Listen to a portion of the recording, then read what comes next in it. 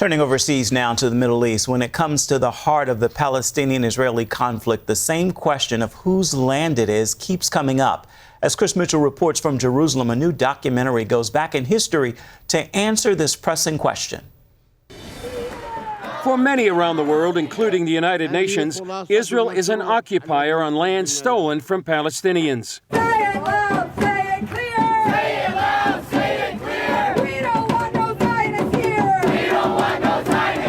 They often chant from the river to the sea, Palestine will be free. Because from the river to the sea means Haifa and Jaffa. This is part of the strategy to delegitimize Israel.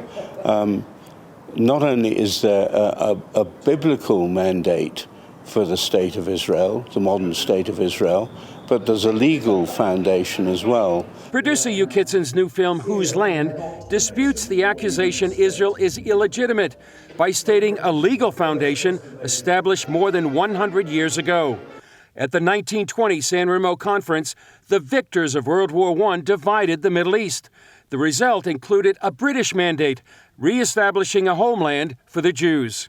The preamble states, whereas recognition has thereby been given to the historical connection of the Jewish people with Palestine and to the grounds for reconstituting their national home in that country. I believe actually what happened at San Remo and in the mandate back in the early 1920s was God putting the title deed of the land of Israel to the Jewish people and enshrining it international law. Colonel Richard Kemp, former commander of British forces in Afghanistan, narrates the film. You frequently get the narrative that Israel has no legitimacy, Israel is occupying territory.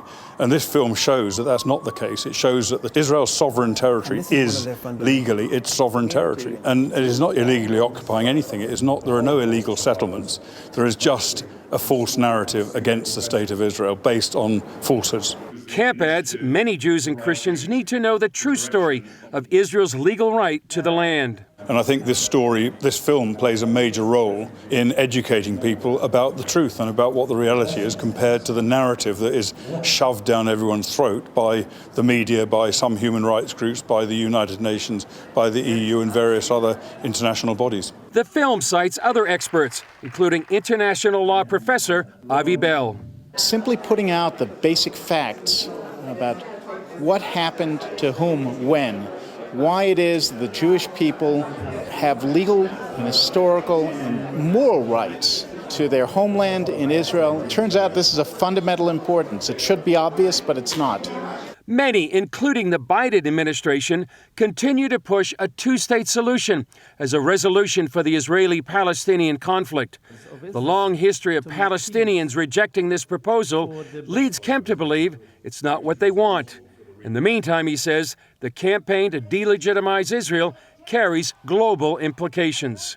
Not only does it affect Israel, it kind of discredits Israel's reputation for those people who believe it, but it also fuels and incites Jew hate around the world. And we've seen examples of that in the United Kingdom, in the United States, and other European countries, all fueled by this anti-Israel narrative based on lies. Chris Mitchell, CBN News, Jerusalem.